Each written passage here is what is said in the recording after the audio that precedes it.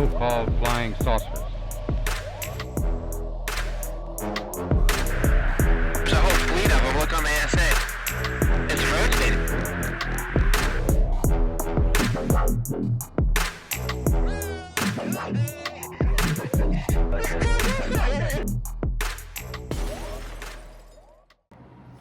Welcome to Kill the Stigma. Merry Christmas, everybody. So, I hope everybody had a great Christmas.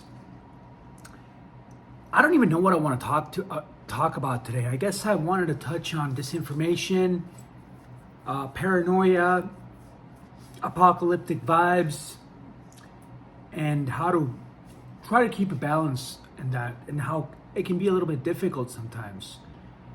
You know, one of the reasons I follow this topic is because, well, one, I know it's real because I've seen it. Two, it seems to be building, right? Like, if it was just a sighting and things weren't going on, I don't think I would be that interested, but I have to keep a close eye on it because it seems very important. I mean, a non-human intelligence could be doing reconnaissance on the US military and humanity, and no one cares.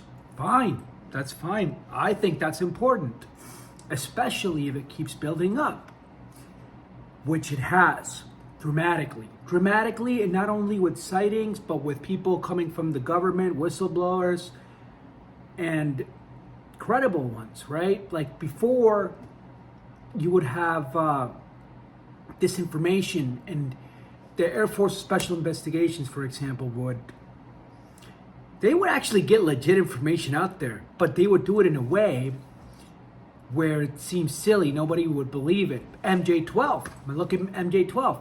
MJ-12 is a great example. Just give it to a ufologist. Nobody will care anyway. That was back in the 80s. Now it's a little bit different. Here, I'll give you another example, and I'm just going to put it out there. It pisses me off because it's so smart. It's clever what they're doing. It's clever. But I'll tell you something that I think is real, a video that I think is real, but, man, I don't want, how do I say this without being disrespectful? They use somebody who's not the, man, I don't know. You know what I mean. You guys know what I mean. I don't like insulting people. I think he might be a great guy and great intentions, but not the smartest guy. And, they get a story out that way. And the story that I'm talking about is a video about an interview with an alien, which I think it's real, but I think the guy they picked for the story just kills the credibility. They get information out that way. Where's this story? This is a great book, Magic Eyes Only. I suggest everybody to get this book, Crash Retrievals. It's got a bunch of the majestic documents in the end. See, like, boom, boom, boom, boom, boom. And these majestic documents, I'm pretty sure they're real now. I thought that there was a hoax when I was getting into this. It wasn't until I saw Beatrice Villarroel in Podcast UFO with Martin Willis, and she kind of mentioned it. But Martin didn't he didn't deep dive. And I told Richard Dolan immediately, dude, you need to talk to this woman. This is history right now. We have a new information on the first UFO debunker who was part of the cover-up. There's evidence now that he was part of the cover-up, which is Donald Mansell. He was the skeptic, the first debunker, elite, super high up, worked in intelligence, and he was an astronomer, but really his job was to debunk UFOs in the 50s and 60s. And it's interesting. Well, you know what? Let me just say, I'll play this clip, and it's a long clip, but I told Richard Dolan to get him you to have to talk to her. And he said, hey man, you know what? I've heard there's this German ufologist who's been trying to tell me to talk to her for like years, and I haven't gotten into it. But when I told him, dude, this is proof like that the first debunker was compromised, which is huge, he got her in right away. So I feel like I can play a long clip. Hello, Richard. Hopefully, I don't know if you see this. I'm sure you'll be cool with it. But here, let me show you. Let me show you what happened. And it's also interesting. Okay, before I show you this, Beatrice Villarroel found stars. She found anomalies in the sky, and it was stars that were there and then they weren't there. Strange. And then she found one in 1952, July 1952, the same year that the Washington flap, where the UFOs flew over the White House, like in twice, I think it was 2 weekends in a row or something. And there was these stars there, and they were gone.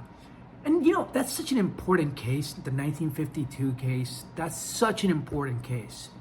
Sometimes I wonder, I don't know, this is me speculating, but if you're like Donald Mansell, which you'll understand what he did, he destroyed 1/3 of astronomical plates as soon as he got into Harvard, right after DC, right after the Washington DC, he went in there, director of the Harvard astronomy, and wiped a bunch of stuff out. Interesting. But he did leave the 1952 sighting, and I wonder, maybe it's a coincidence, but how could he miss that one? How could he miss that one?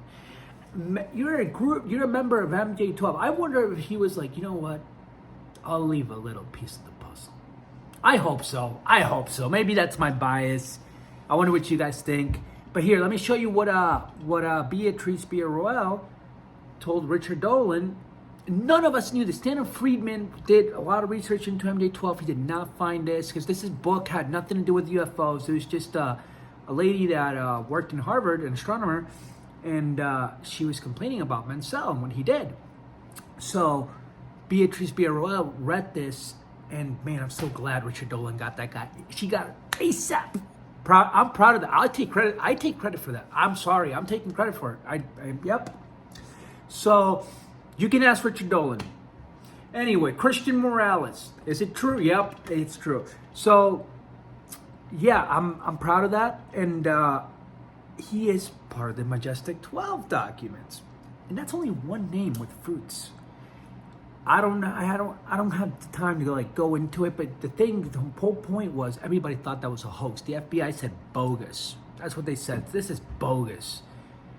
But then you look into the names, and a lot of them have fruits. James Forrestal died very mysteriously in 1949.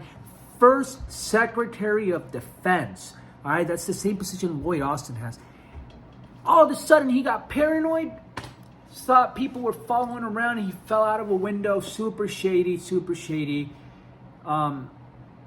What happened there? And why would a guy go crazy that's in such a high position? Those people have to be psychologically strong. What could have drove him nuts? I don't know. I can give you a bunch of different names of that have fruits. A lot of them do. Some of them have less. But the first UFO debunker is compromised. Now, they say, and what I'm about to show you, Richard Dolan talks about Wikipedia doesn't do it justice. They downplay it. Guess what? Wikipedia, which is a terrible source for UFO information, they acknowledge the Mansell gap is real. Indeed, like it happened. Why would you destroy 1/3? Okay, let me show you guys. I don't know where I'm going with this show, guys. I'm just kind of like spitballing here because I haven't done a show in a while, so I want to do one. All right, let me show you this. Well, this now, I think probably led you into a little bit of a deeper dive. And so perhaps, should we talk about that at this point? Sure, Yeah. we can talk about it. So there's two different two very popular plate collections. The one is in Palomar, but then there's a much larger one, which was the largest in the world once upon a time, and that's the Harvard plate collection. They have a beautiful plate collection. Today, I think there are something like 500,000 plates left, and it dates back to 1882. So if you are interested, let's say, in looking at phenomena that could change over 100 years or 140 years, you could use this plate collection. It's such a beautiful experiment. And they started in the last decades to digitize the images so that this old plate collection can survive in some form or another. Now, that webpage has a lot of ups and downs. I think it hasn't been working totally properly in the last years, but it's a very impressive plate collection. I would say probably the coolest of the world. But there are some problems with this plate collection that you have. Well, it was quite Or interesting. am I overstepping my boundaries here? Is there seems to be a problem with the Harvard plate collection that you uncovered?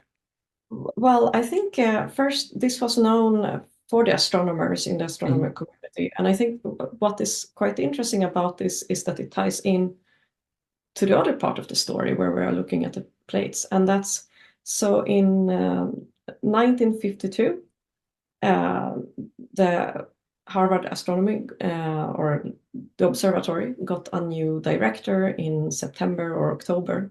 I don't know exactly when, but it was September, October, who came in and directly, like, the first thing he did was to destroy 1/3 of the plate collection. 1/3 of the plate collection destroyed by the new incoming director of the Harvard Observatory. And that man was, do you give his name or shall I? I think you should do it. That man is Dr. Donald Menzel. Of course, the famous Harvard astronomer of the 1950s and 60s who ran the observatory for, I think, 15 years, right? And he came in at that time. He was, of course, the world's premier UFO debunker for many, many years, for his lifetime, essentially. The Washington flap also, and it was calling it temperature inversion. So it started looking like quite funny. So, and then Menzel comes in September, October 1952. And this is something I had never known, but began destroying a certain amount of this priceless collection of astronomical data. And also, and I know we're going to discuss this, prevented the Harvard, I don't even know how this works, but he prevented Harvard from collecting new astronomical data for a certain number of years. And this is known among your colleagues as the Menzel gap. Is that correct? Yes, the survey that was there, like the All Sky survey, was halted for 15 years. So that 15 years. Now, in advance of this conversation, I went to Donald Menzel's Wikipedia page. Wikipedia really downplayed this a lot. I encourage people to go check it out. And they said he went in as a cost-cutting measure for a couple of years. They didn't talk about the destruction of the plates. They only said he prevented for a very few years the collection of new astronomical data. And that was known as the Menzel gap. And when you read Wikipedia, it really makes it seem like we're talking just a couple of years in the 1950s. But in fact, it's much longer than that. It's a 15-year gap. 15 years. So there's an astronomer who wrote about it, like in her autobiography. So yeah, let's take a look at it. Finally, I got the scans. I haven't gotten the whole book yet, but the scans. And she became a persona non grata because she tried to defend the plate collection. And so he was not very nice to her. You could give her name, please? Doris Hofflight. Dr. Doris Hofflight. And apparently he didn't even ask the astronomers what plates to destroy. He asked his secretary to go and destroy the plates. So here's the first page you can find from the book. So I'm going to read like 2 small sections from the book.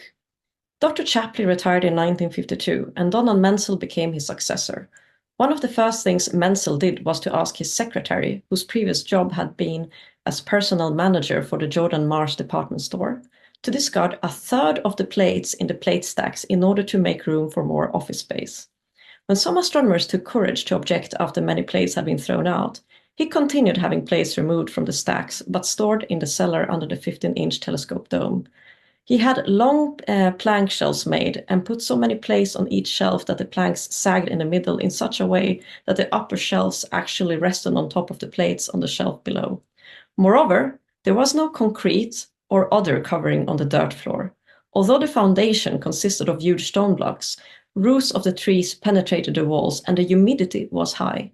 Inevitably, the plates were doomed.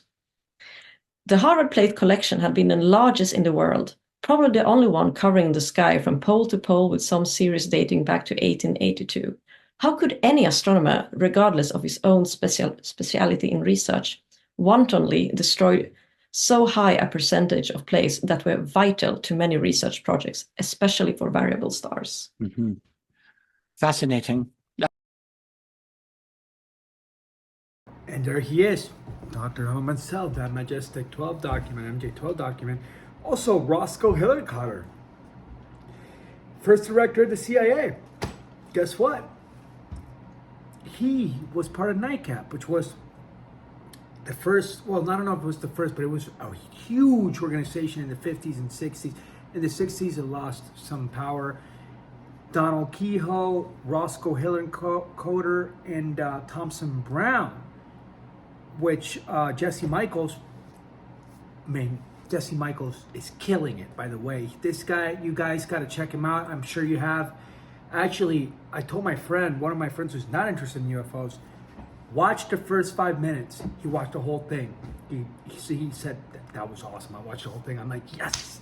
Anyway, Roscoe Hillenkotter, first director of the CIA. Thompson Brown, anti-gravity. And Donald Kehoe, who was a badass, who was fighting for disclosure for a long time, and he lost the battle, but he was a fighter, you know. So why, by the way, so what happened was Roscoe Hillenkotter, Donald Kehoe was pushing for UFO here. So he was fighting hard. He had a lot of sources inside the Pentagon, and he had people that were it's kind of like now, but now it's different because we have social media and there's a lot more interest. Back then it wasn't the same, especially after 1953 when the Robertson panel came in, which was a group of the CIA, and they're basically like, hey, we gotta stigmatize this and make it a joke and downplay the stories. So yeah, so what? The first director of CIA, what is he doing with UFOs? Why is that not huge? That seems important to me. That seems important to me, actually. And then what he did was he kind of betrayed, basically, Donald Kehoe, and they knew each other from when they were young. You know, he's like at first like trying to help him, and they're like, sorry, man, I don't think it's gonna happen. Like, you know, I think it was a UFO hearing that he was pushing. It was almost like it was gonna happen, and then it just didn't happen. Like, and then no reason, disappeared. And Thompson Brown helped found NICAP in 1957, but then he took off very rapidly. Strange indeed. And then he was working on, you know, the rumors of anti-gravity and all this stuff. Fascinating, man. It's all fascinating. It seems so important to me. This is like history that's like not known and people don't take it seriously. And honestly, with all the evidence, like I can tell you, when people laugh at this topic, which it happens a lot less, but it still happens, I'm like, you're just stupid. You're stupid. You think I'm stupid? You're stupid. You're either stupid or you just don't want to even think about it, which I get. You know, a lot of people could be uncomfortable with that, and if it doesn't affect their daily lives, why bother, right? Except you know, you got things in New Jersey flying around every day, and in the UK, and I tell you what, I saw them in Minnesota. I posted them in my last video. It is cloudy as heck. I can say hell. Cloudy as hell in Minnesota. Ever since that day, it's been so cloudy. So I don't know if these things are up there because you can't see anything in the sky. I saw a report, I think in News Nation, drone flaps are slowing down. But yeah, but it's winter time and it's been really cloudy, at least here.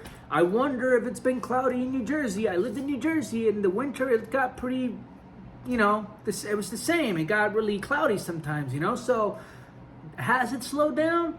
I don't think so, because in the UK they're having Cobra meetings about this topic, and they can't figure out who the source of these pilots are. And Cobra meetings are supposed to be this national security thing. I really don't know much about it. I just heard that for the first time. I hope I got that right.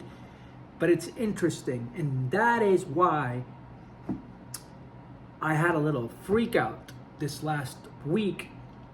I'm going to make myself vulnerable here. and be honest, I started getting a little freaked out.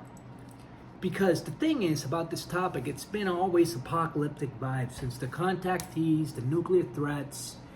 Nothing ever happens. Abductees get abducted, the world's gonna end, they have all these. Nothing ever happens. But then you see all this stuff in the world going on, right? And you see Luis Elizondo talking about something coming down the pipeline. He had a book called Imminent, which means about to happen, and it's urgent. We gotta deal with this. And you got these drones, which are, I'm calling them UFOs. They're UFOs, man. They look strange. They look different, right? But like, they're UFOs. Don't Project Bluebeam, bro. Like, I when people say this, and I might lose some followers here, but I don't care. Because I did do one video where people were saying Project Bluebeam, and that video got a bunch of views. I don't usually get many views, but that video did. I saw it a lot in the comments, and like, this is the problem with conspiracies, and it's a struggle because the UFO thing was a conspiracy. So this conspiracy is legit.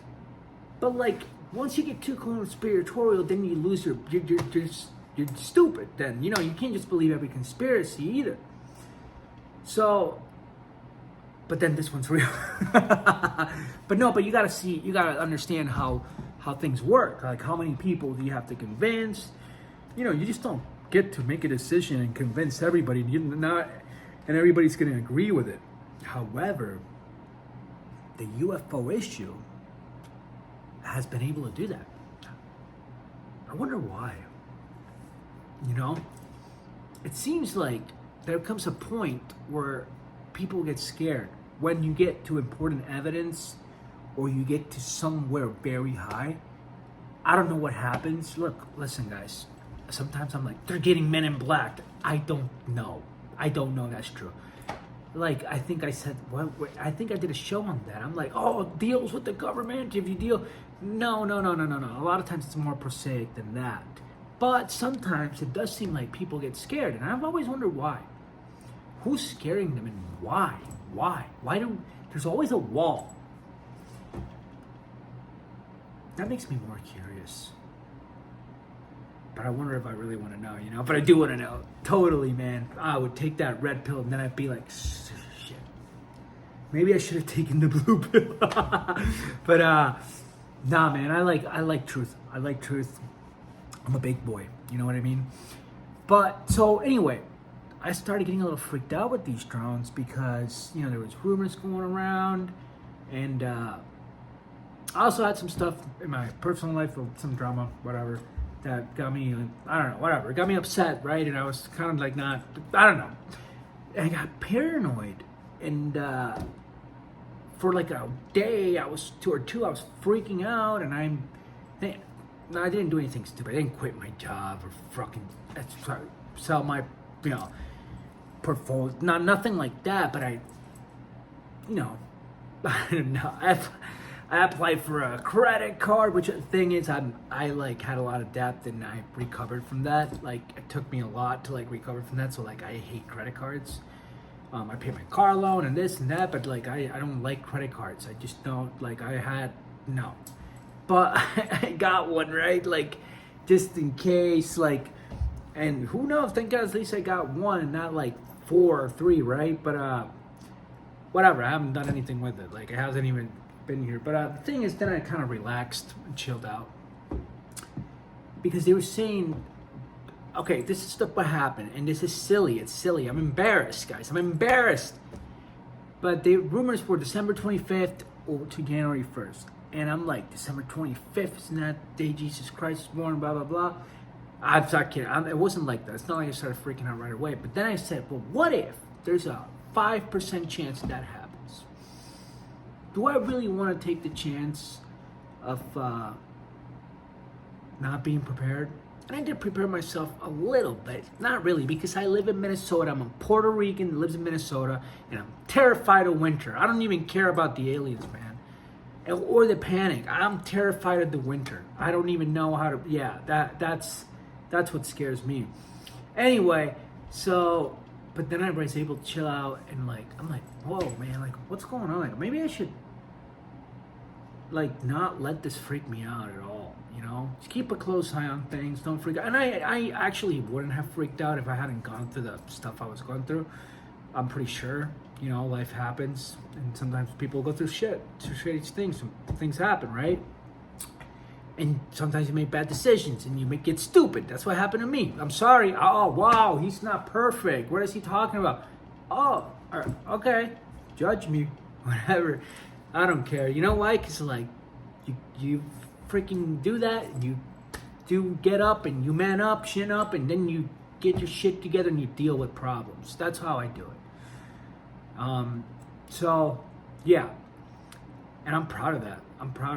I've been that way for the toughest times of my life, which actually has been pretty recent, and I've been the strongest somehow. Like, I haven't gotten completely lost. So, okay, that I opened too much. I apologize for that. I'm not gonna edit it out. I like being real, you know. So like, I don't want to like whatever, man. I don't care. Anyway, so yeah, we gotta watch out for paranoia, because you know people can freak out, and so it's a gentle dance of like, you know, keep an eye on things, but don't get crazy. Like, don't. I never want to be part of the problem. The first guy who just freaking pushes the no. And that's why I haven't uploaded a video in a few days, because I'm not gonna make a video when I'm like, for like, you know what I mean. But for a moment, yeah, I did kind of got concerned, and I feel silly about it, right? But like, there is something going on, guys. There is something going on. And I wonder if it's going to climax at some point. Like, honestly, like, you know, I never thought about this when I was growing up. Like, people that thought about the end of the world were, to me, I'm sorry, I judged them. I was like, you're dumb. Like, bro, like, come on, like, focus on life. Like, make money, make your life, you know, get a hot girlfriend or whatever, get married. I don't know, whatever, man. So, and now I'm like, you know, you don't want to get too apocalyptic, because then you, I don't know, like, you don't want to, like, not, you know, you gotta think about the future, man. You can't just be like, oh, it's gonna go down any day now. Like, so, yeah, I realized that, and I'm watching myself. Because there is a lot of, like, the book Imminent, and what does it mean in the drones? I don't know, but it is serious, and it's I don't know. I just know that fear is bad, guys, but also to be like, oh, this is all positive, it's gonna be great. I think that's not healthy either. I think we gotta be prepared for both. It's a gamble. It's a freaking gamble. We don't know what the hell is gonna happen. If this continues to build, it can go either south or north. It could be free energy for mankind, alien technology. That would be great. What does that mean? That'd be awesome. Or it could be the grid goes out and we're back to the Stone Age. I don't know, you know, but we do have to be prepared for both case scenarios, but not freak out. Dude, like, the thing is, like, if the grid goes out, like, does that mean I can't call Domino's Pizza? Like, what? But you oh man, I actually got, never mind, I don't want to talk about guns and stuff, but I'm from Puerto Rico, so the people that have guns are the criminals. It's really hard to get a gun legally there, but in America you can do that as long as you don't have a record. And I appreciate that, because actually, when the bad guys have the guns and the good guys don't, people get robbed a lot more. Trust me, I've seen it. And yeah, there's a lot of killing. Usually it's the bad guys against the bad guys that kill each other. Sometimes there's innocent lives of people getting gunpoint robbed, people breaking in houses. So I do like that about the United States, that people can have weapons. And I know it's unfortunate that every now and then. I'm talking about UFOs. Do not get distracted. So that was something I learned about this, this week. I haven't heard much about the drones. How cloudy has it been, though? Does anybody know? Has it been? Because it's been cloudy as heck since the time I saw the drone. It's been so cloudy. So is it really, like, you know what I mean? Like, is it really slow? I don't know. I doubt it. I think there's things are still out there. But how is it gonna affect us? And are they just chilling? Or are they in the next stage of something, right? Like, according to Luis Elizondo, he wrote the book and he resigned on protest because the UAP were increasing in numbers, right? So, like, let's say these things were rare occurrence. And I do know, I've heard testimony from my sister, her best friend's husband's a pilot, commercial air pilot. And they didn't see UFOs back in the day that much. And now, according to my sister and her best friend, pilots are freaked out. Most of them have seen these things. And a lot of them are freaked out and they call FAA. They usually can't see it in the radar, but it's like a thing now, right? So, why?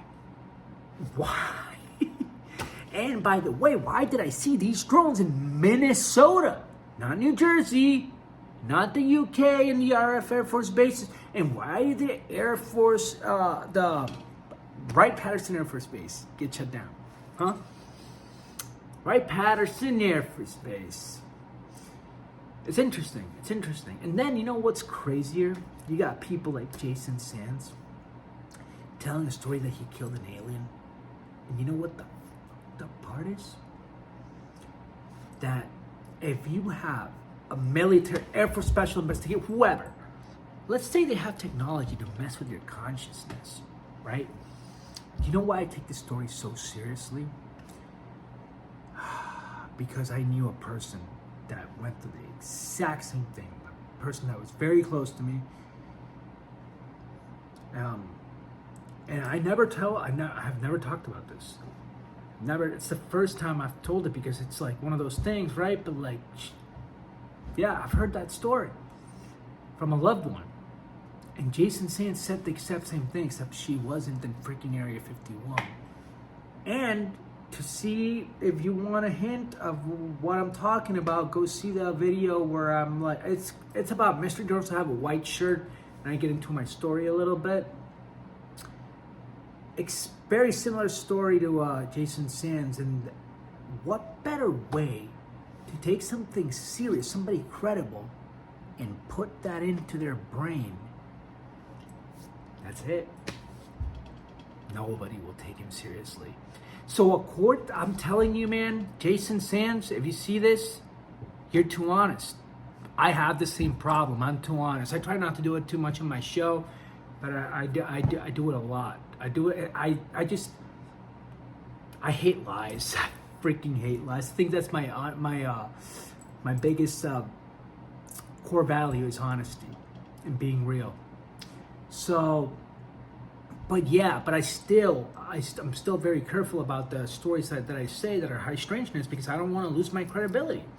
I've had stories too. I'm not gonna say them because I'm not gonna let them freaking play that game on me because that's exactly what they do. I guarantee Jason Sands is telling the truth.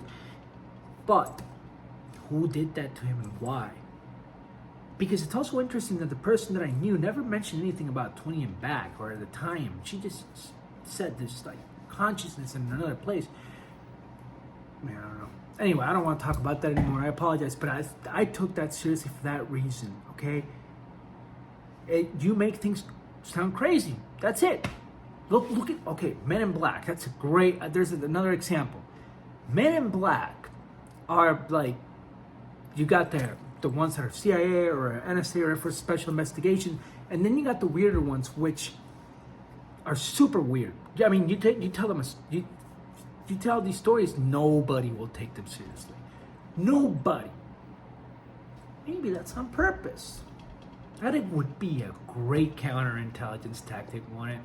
By the way, I was talking earlier about a video that I think is legit, and this guy, it's this case, Area 51, Nevada. and it's about doesn't get more controversial than the strange saga of the alien interview with an alien. And this is the Victor story, and this is one that I was saying, no disrespect, but like they picked a person that I think is very unfit for the man. I feel bad because I think he's a good guy, but like, no comment. Yeah, no comment. I do respect that he thinks it's real, but I just don't. I don't know. I think he said a lot of other stuff. And that's how they do it, guys. Think about it. That's how they do it. So, disinformation, the best disinformation, has 90%, 95% truth in it. And they put a little bit of garbage in there. They do their job. But they do get the truth out. The truth is out there. It's already out there. It's already been documented. Like, I wish I knew the exact books where we can get the truth. I kind of know a few, I think, like Magic Eyes Only. But you know, it's interesting because he scores the cases here. He did make one mistake though. He put the Phoenix case very low, and the Phoenix case definitely happened. The Phoenix, wait, was it Phoenix? Kingman, Arizona, 1953. But Christopher Mellon talked about that. Yeah, I think that's how they do it, guys. So don't think about it from that perspective when you hear crazy information. Don't take it as it's real. Does somebody have the technology to mess with your head and your consciousness and make you think things are real? If so, who is it? Is it us or them or both? I think I would say both. And I just want to say the UFSI, they are. I got a big problem with them. Here's why. Because, and this is also fascinating, they treat their personnel terribly after an experience. If there's two of them, they split them up. Sometimes they don't even see each other again. They intimidate and, you know, like treat you like terribly. You might just have the worst experience of your life. And it's interesting that they do that. Why? Why would you do that? Why would you do that to somebody who's been through trauma? Like, okay, can you imagine, right? Like you're, you know, you're part of the Air Force. You got a bigger position, and somebody, one of your guys, goes through something traumatizing. What do we do in war, right? When we go to war with other people, we defend our you know, our brothers, right? Like it's like tight, like, right? Like, but in this case, when something happens, it's messed up. It's messed up. But why? Why? Are they protecting technology? Or are they protecting another secret? I don't know, guys. I don't know. There's a lot of questions here. There's a lot of questions. I got more questions than answers, you know? Little by little, I wonder. I'm 36 years old. I don't know if I'll ever see the truth. I'm not counting on it, but I do see the story developing, and a lot of people are taking it more seriously. I'll tell you that. Jesse Michaels is killing it. I mean, I got a buddy of mine that's never interested in UFOs, now interested in UFOs. You know, that's, man, thanks, Jesse. It's like I get that free on YouTube. It's like, yes, and it's pretty frequent. It's got me spoiled, man. If he stops doing videos, I'm gonna be pissed now. So, yeah, guys, watch out for this topic. Don't let it drive you crazy, you know, because it can happen to anybody, to the best of us. Never be on one side all benevolent. Do not get super conspiratorial. When you talk about drones, you got to understand the resources, the logistics. Where's the mothership? Why would this be a psyop? Why there are drones not even working when you get close to them? Why is there nuclear? And then, how many people would you have to convince in the resources to do this, and why for months? Really, bro? Really? Like, you really believe that? Do you? Okay, I'm sorry. I'm not going to go into it. So, let's see. What else did I think, you know what, guys? Why don't we call it there? It's good talking to you. Have a good night. I hope you all had a great Christmas. And remember, if anything ever does go down, choose humans. All right? I'm not saying aliens are bad. Please don't be like, aliens are coming to save us. Remember that 3-body problem, the dark forest, and people were excited for the ETs, and then it wasn't good, right? I don't want to be that guy either. I was watching. Okay, last thing I'll say, I was watching this movie called Leave the World Behind. It's pretty interesting, and that was kind of the whole message of the movie. I think it's like trust people, but then if you're in a city, you're gonna have a different story, right? They were in a nice house and all that, and I don't know, guys, but I just hope when it happens, it's summertime. Terrified of winter, man. I should maybe do some research and get into it. That I procrastinate with that because I don't want to get that. That'll be like me, like whatever. I'll be all right. I'm a soldier, and but I suck at winter. No, I got enough clothes. I just don't know how to make a fire with rocks. Maybe I should learn. Maybe I should. Yeah, totally. Guys, take care. Give me your thoughts about this topic.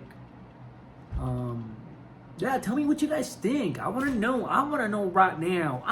Okay, I'm going to shut up. Adios.